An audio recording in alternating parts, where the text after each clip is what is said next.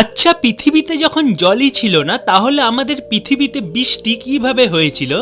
আসলে আজ থেকে 400 কোটি বছর আগে যখন আমাদের পৃথিবীর জন্ম হয়, সেই সময় পৃথিবী আজকের তুলনায় অনেক বেশি জোরে ঘুরতো।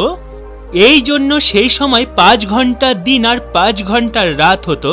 আর সেই সময় পৃথিবীতে যখন উল্কাপিণ্ড হয়েছিল, তাদের মধ্যে একটি উল্কাপিণ্ডের জল ছিল, যা এসে পৃথিবীতে পর্বতের সৃষ্টি হয়।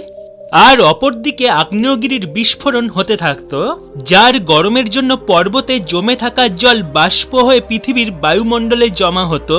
আর কয়েক বছর পর যখন পৃথিবী ঠান্ডা হয়, তখন মেঘে জমে থাকা জল বৃষ্টির রূপে মাটিতে পড়তে থাকে। আর এই বৃষ্টি প্রায় 10 লাখ বছর ধরে পড়তে থাকে।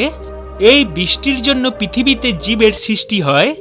আর এই বৃষ্টি এত ভয়ঙ্কর ছিল যে আজ প্রায় 400 কোটি বছর পরেও আজও পৃথিবীতে প্রায় 75% জল এখনো রয়েছে।